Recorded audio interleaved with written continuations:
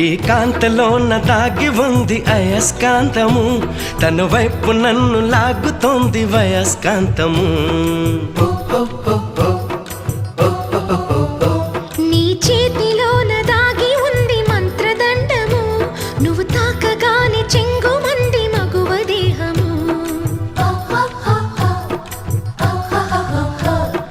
ఇద్దరిది ఒకే స్థితి, ఏమిటి ఈ పరిస్థితి?